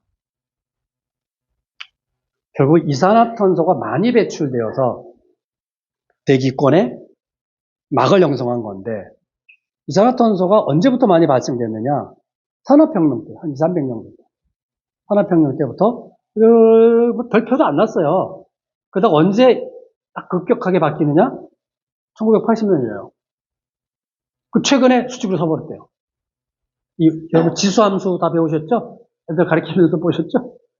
하키 곡선이라고 하는 거. 그러니까 짧게 보면 최근 한 100년 안쪽, 또 길게 보면 한 2, 300년 산업혁명. 근데 산업혁명이라는 게 뭐예요? 에너지혁명이에요. 즉 석탄을 에너지로 사용한 거예요. 그 전에는 나무 뗐잖아요. 나무 떼 가지고 뭐 소 죽이나 끓이지 할 게 있어요? 부들이나 데피지. 응? 그러나 석탄을 떼는 순간부터 증기가 나와가지고 기계를 쇳덩어리를 움직이는 힘이 석탄에서 나오더라. 그래서 그때부터 공장이 만들어집니다. 이게 산업혁명. 산업혁명의 본질은 에너지입니다. 그때 석탄은 뭐다? 탄소 밀도가 무지히 높은 돌덩어리. 나무는요, 탄소 밀도가 늘 세네요. 나무도 탄소가 있는데, 석탄은 나무보다 훨씬 오랫동안 더 깊은 땅 속에 눌려 있었기 때문에 탄소 밀도가 높아진 거예요. 석탄보다 밀도가 높은 게 뭐예요? 석유. 석탄이 탄소 밀도가 높다면 석유는 거의 엑기스예요, 엑기스. 왜? 더 오랫동안 더 밑에 눌려있기 때문에. 여러분, 석탄 떼서 비행기 날아가는 거 못 봤죠? 석유 떼어 날아가요. 그만큼 에너지 높다는 거는 그만큼 CO2가 많이 나온다는 거예요. 그러면 현대 우리 산업이 진화하면 할수록 탄소를 많이 쓰는 산업으로 진화하고 있다는 거. 그래서 우리가 누리고 있는 산업 문명의 본질은 자원 집약형이다 이렇게 얘기합니다. 이때 자원은 화석 연료. 그러면 디지털은 괜찮지 않냐고. 디지털은 냄새도 안 나고 소리도 없고. 여러분 이세돌하고 바둑둔 알파고라는 프로그램 기억하시죠? 이세돌이 1승 3패하고 이세돌 은퇴했어요. 알파고도 은퇴했어요. 이후로 적수가 없어가지고. 이세돌하고 바둑 둘 때 알파고가 전기를 얼마나 썼는지 아세요? 저도 들은 얘기인데 너무 컴퓨터 2만 대분의 전기를. 그렇게 계산을 막 빨리 해야 되니까. 또 그러면 또 열이 또 식혀야 되니까. 이세돌은 그날 속이 안 좋다고 공깃밥 반극밖에 못 공겼대요.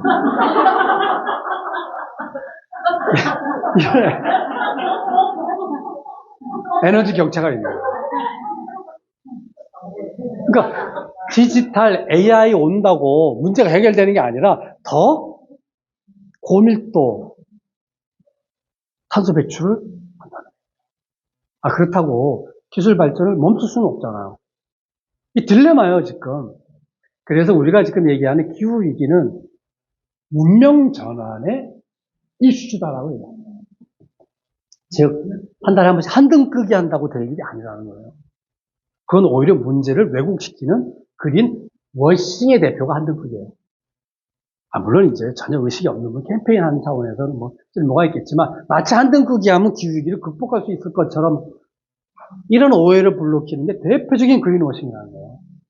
툰베리가 막 울분을 토하잖아요. 하는 척만 한다고. 그게 워싱이거든요. 척만 하는 거. 안 하는 것보다 나쁘다고 하잖아요. 교란시키니까. 근데요, 이 산업 문명은 또 하나 특징이 있어요. 이렇게 발전하면 할수록, 탄소를 많이 쓰면서 발전하면 할수록 뭐 안 써요? 사람을 안 써. 네. 사람 대신 기계로 대체해서 에너지를 많이 씁니다. 사람 대신. 옛날에는요, 손발로 일했어요. 그 다음에 소, 말을 이용했고요. 그 다음에 석탄을 이용한 거예요. 네. 그래서 사람을 자르고 고밀도 에너지를 대체한 거예요. 그러니까 에너지를 스위치시킨 게 기계라는 문명이에요. 그러니까 이거는 동전의 양면인 거예요. 이 산업의 기계 문명의 동시적 특징이야. 그러니까 발전하면 할수록 실업이 부족화 되고, 그래서 100년 만에 가장 살기 힘든 시대가 지금이다. 부모보다 못 사는 첫 세대. 왜? 가장 불평등이 100년 만에 불평등 지수가 가장 심각한 피케티가 증명했다. 원인. 그래서 우리가 얘기하는 기후위기는 경제정의와 환경정의를 동시에 감당해야 되고, 또 거꾸로 얘기하면 동시에 해결할 수 있는, 1타 2피할 수 있는 이슈이기도 하다라는 겁니다. 그래서 방법은 뭘까요? 그걸 뒤집는 거예요. 자원 집약형 산업은 자원 절약형 산업으로 바꾸고요. 노동 절약형 산업은 노동을 많이 써서 사람들이 일을 해서 수익을 가지고 자기 생계를 유지할 수 있는 기회를 넓히는 거. 이게 잘 될까요?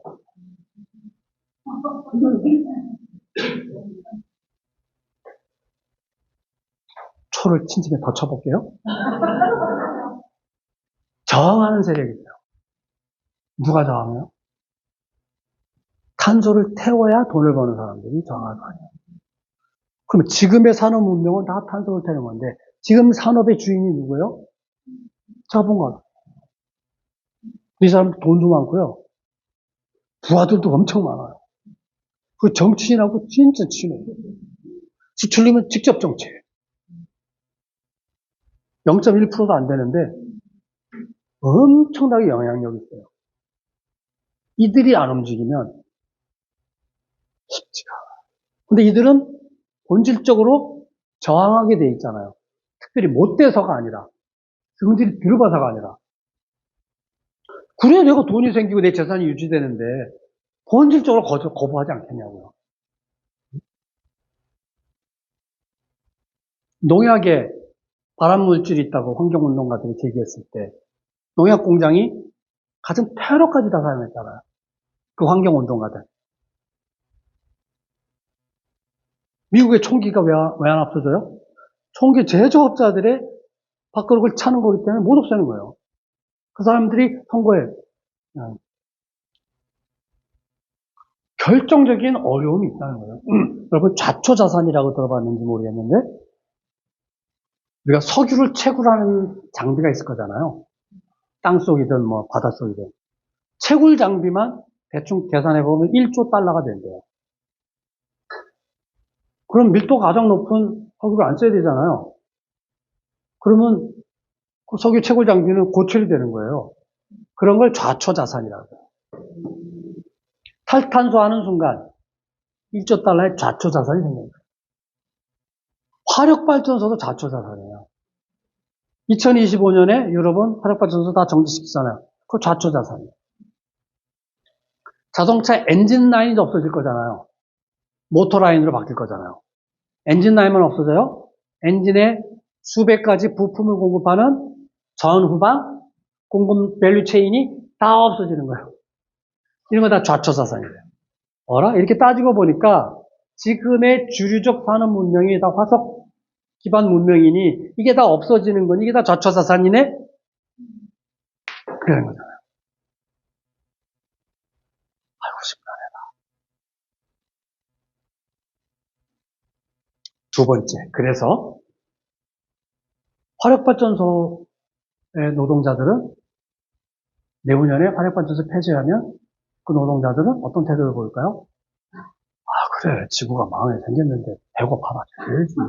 왜? 나가겠습니다.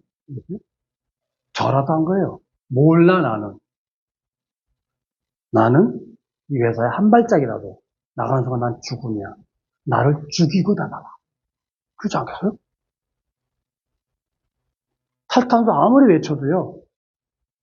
그 좌초자산. 고용되어 있는 노동자들에게 살 길을 터주지 않는 한 한 발자국도 실천할 수 없는 거예요. 그게 뭐가 필요해요? 탈탄소 과정에서 불가피하게 발생하는 불이익을 완화시켜줘야 돼요. 이거보다 더 중요한 건 왜 나만 가꾸고 애가 더 힘든 거예요? 나눠야 돼요. 완화시키고 나누는 정책을 해야 돼요. 그걸 우리는 정의로운 전환이라.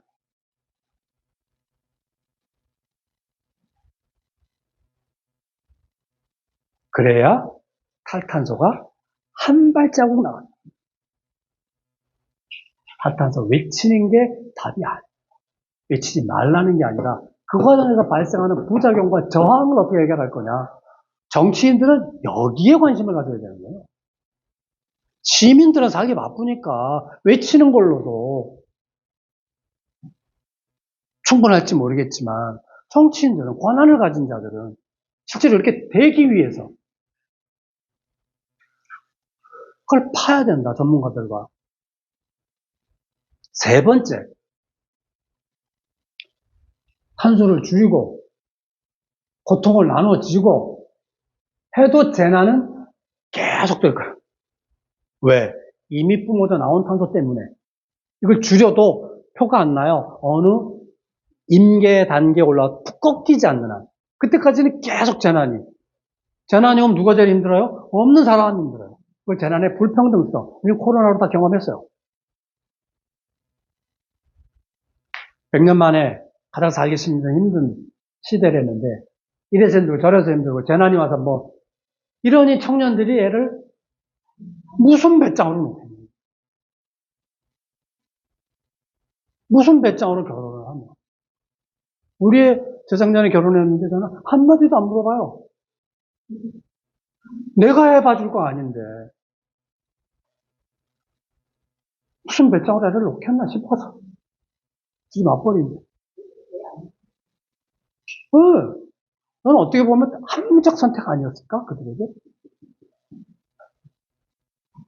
걷다 대고 몇백만 원 준다고 놔요, 애를? 뭐, 소예요? 돈 몇백만 원 준다고 애를 놓게?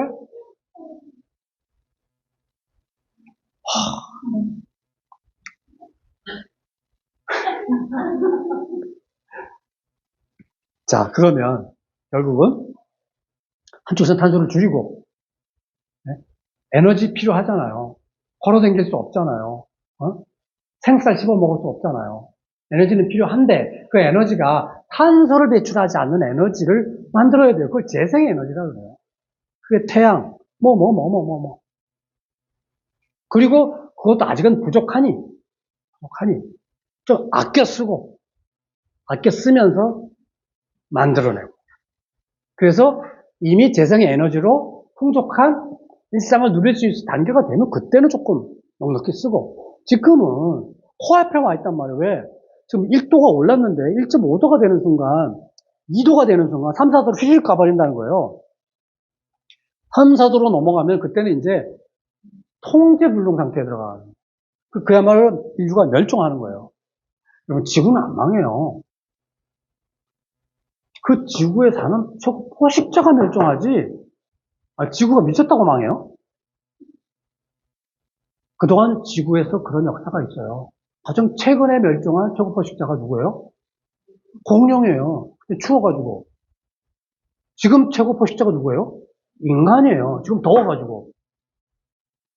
멸종한다니까요? 그 위기인 거예요. 근데 2도를 목표로 삼자니 불안하니까 1.5도를 목표로 삼는 거예요. 1.5도까지 어떻게든지 마지노 선으로 막아내자. 근데 이미 돌파될 거라고 그러잖아요. 1.5도를 막으려면 2050년까지 이렇게 배출되는 탄소를 제로로 만드는 30년 안에. 그 10년 안에 반토막으로 줄여야 돼요. 이만큼 나오던. 그 가능성이 코로나 때 잠깐 됐다가 다시 요요. 근데 이미 그게 뚫렸다 그래요. 그래서 30년 안에 1.5도 돌파는 기정사실화라고 얘기하는 게 많은 과학자들이에요.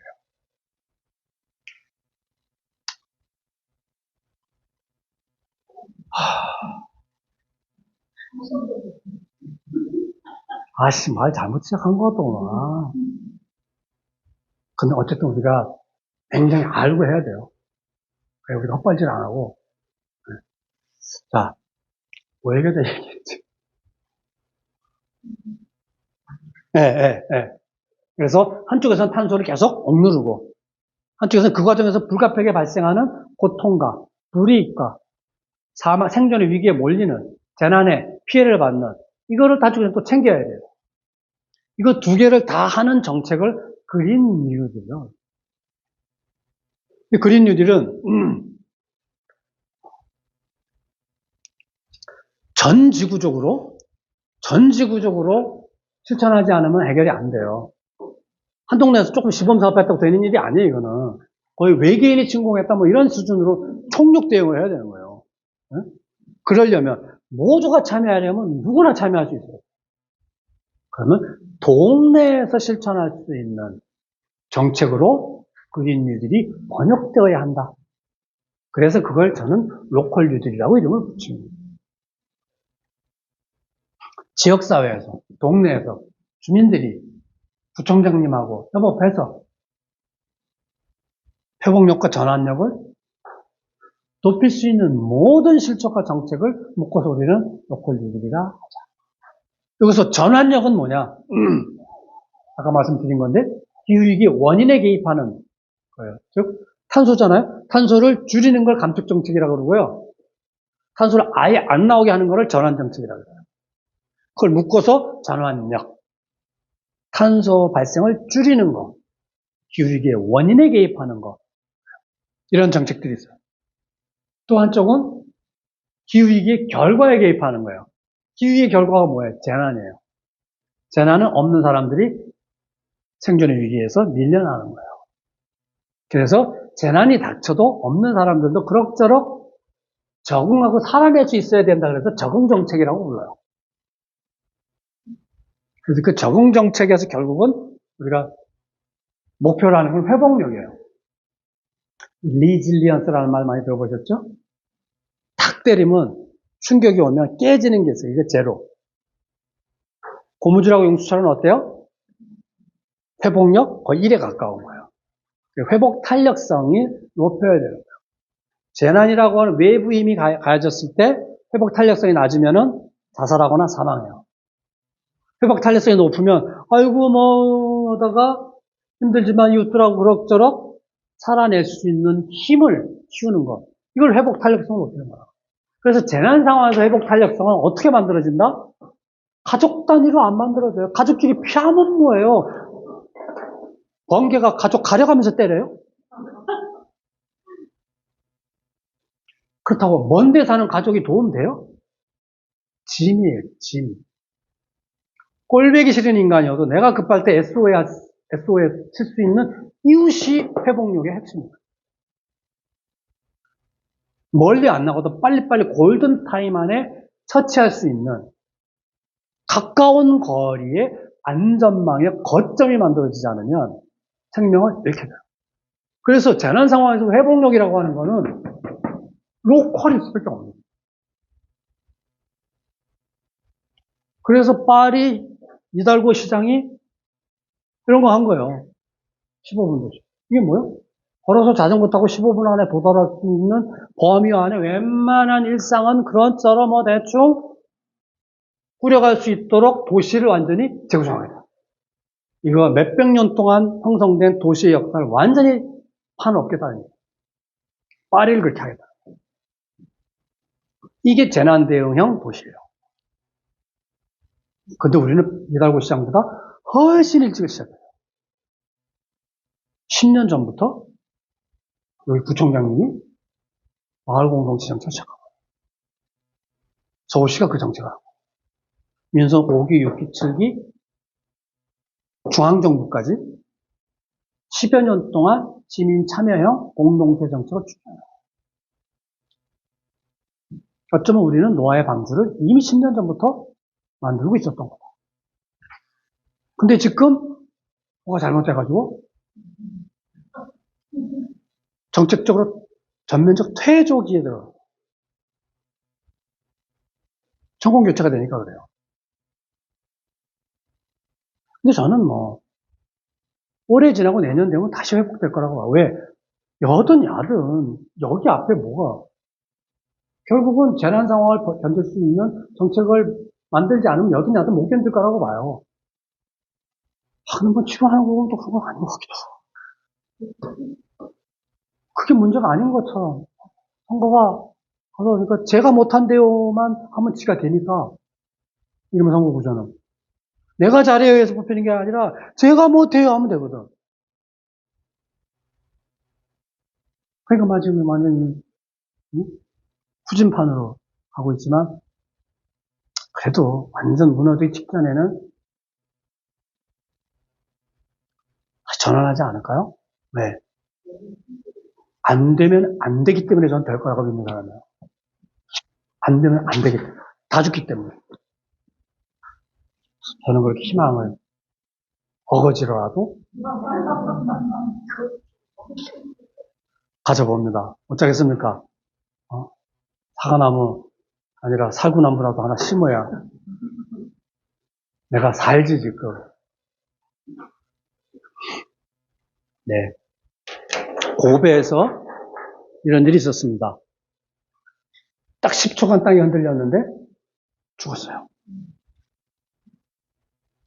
모 교수가 동경대 박사과정을 하고 있을 때 재난사후조사단에 끼었대요. 쫙 고베 지역을 조사했는데 한 지역의 사망자가 평균 이하더래요. 집중조사를 했대요. 생협이 있었대요. 공무원이 생협 앞으로 다 도망가세요. 생협 어딘지 다 아니까 다 도망가. 근데 생협 직원이 할머니 한 사람이 안 보인다는 걸 알아챈 거예요. 누군가의 부재를 알아차리는 사람이 있었어요. 그 청년은 할머니가 안 보인다는 사실을 알자마자 한 행동이 뭘까요? 119 전화하지 않아요? 자전거를 집어타고 몸은 그냥 달려가고 있고요. 역시 무너진 담벼락에 신음하는 할머니를. 자, 두 가지입니다. 누군가의 부재를 알아차리는 사람이 있는가?